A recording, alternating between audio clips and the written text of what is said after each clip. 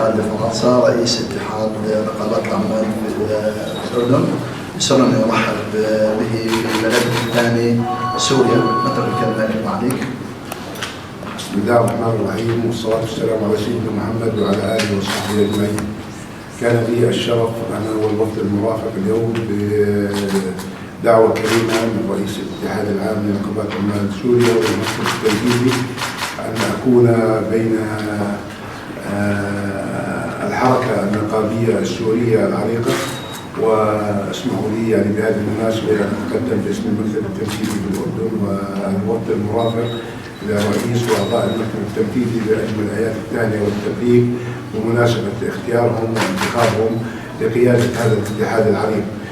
وأسمحوا لي أيضا أن أبارك إلى الشعب السوري بمرور عام على سنة التحرير سوريا الحبيبة بسقوط النظام البائد.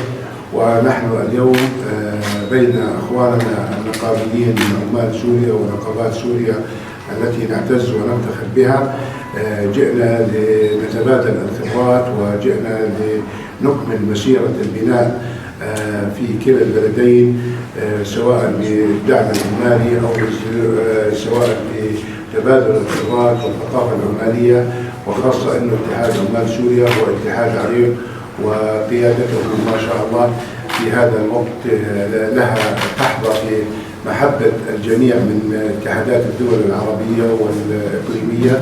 ونحن داعمين لاتحاد عمال سوريا ليستمر في العطاء والدفاع عن عماله وتحسين ظروفهم المعيشية، لأنهم مروا بظروف عبر 15 عام مضت في ظروف قاسية جدا وقهر وفصل واستغناء في كثير من الأحيان.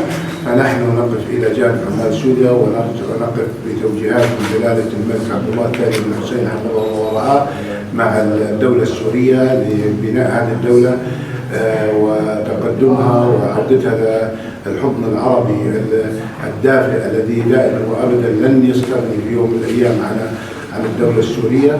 وتوجيهات سيدنا بأن نكون دائما وابدا دعما للأشقاء، ونحن دائما نطالب بأن تكون سوريا موحدة تحت قيادة واحدة وتحت جيش واحد وتحت حكومة واحدة، وأن تكون دائما التعايش السلمي في هذه الدولة التي تمتاز في تعدد الديانات وتعدد العرقيات وتعدد الكثير من فصائل.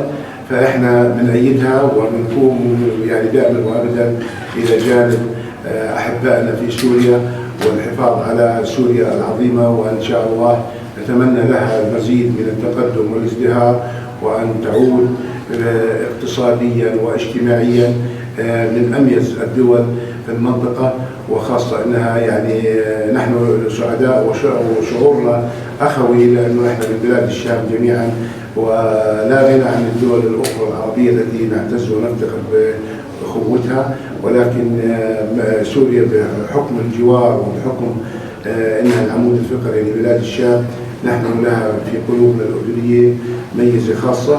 الأردن احتضن ما يزيد عن 1,300,000 لاجئ سوري، وإحنا لا نسميهم لاجئين، نسميهم ضيوف الرحمن في بلدهم بلد الهاشميين.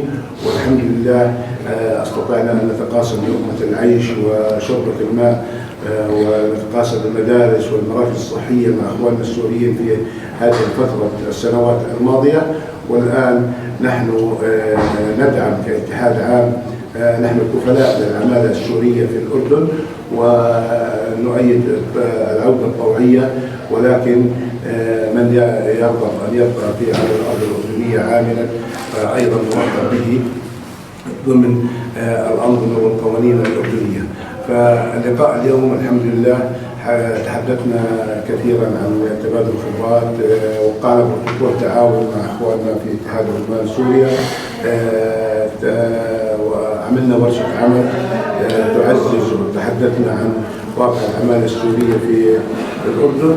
ونحن سعداء في العودة إلى دمشق، وأن نتمنى دائما وأبدا أن يكون اللقاء العربي في دمشق التي لها تاريخ إسلامي وعربي وعبر العصور الماضية هي تاريخ للأمة جميعا. فكل الحب والاحترام لأخوي سعادة الأخ رئيس اتحاد عمال سوريا الذي نعتز ونفتخر في قيادته وصداقته، ومن خلاله نشكر المكتب التنفيذي في اتحاد عمال سوريا، ونشكر أيضا الاتحادات المهنية والعمالية بكافة مسمياتها في دولة سوريا الشقيقة. حياك الله. بداية يسمعنا نرحب باسمي واسم المكتب التنفيذي ونقابات الأعمال في سوريا باتحاد أعمال الأردن، ممثلا بالسيد خالد الفناصة الأخ العزيز. أهلا بكم في سوريا.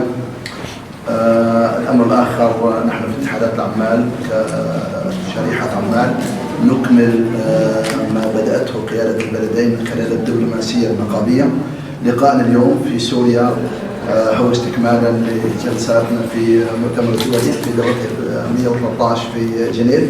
اللقاء النقابي العربي العربي اليوم هو فرصة ثمينة لتعميق العلاقات والخبرات والتجارب في مجال العمل النقابي بين سوريا والأردن، وخلق جسور من التعاون تعود بالنفع على عمال بلدينا. نحن في اتحاد عمال سوريا نؤمن أن التعاون النقابي ليس فقط مجرد تعزيز لمكانة العمال فحسب، بل هو ركيزة في التنمية المستدامة ضمن هذه التحديات الاقتصادية والاجتماعية التي تمر بها منطقتنا. نتطلع إلى تعاون النشامة من النقابات في الأردن والعاملين هو السبيل الأهم لدعم حقوق العمال وتحسين ظروف العمل. ما تحقق اليوم هو استكمال لما بدأناه بالدبلوماسية النقابية، يضع على عاتقنا تحويل هذه العودة إلى مسار دائم كمحطة عابرة في مساق السياسي أو الإعلامي. في الختام، نحن كاتحاد عمال سوريا واتحاد عمال الأردن نؤكد على رغبتنا الصادقة في بناء علاقات تعاون نقابي دائمة تتسم بالاستدامة وروح الأخوة من أجل خدمة ومصالح بلدينا وشعبنا، وأيضا على رأس أولوياتنا عمال بلدينا الشقيقين.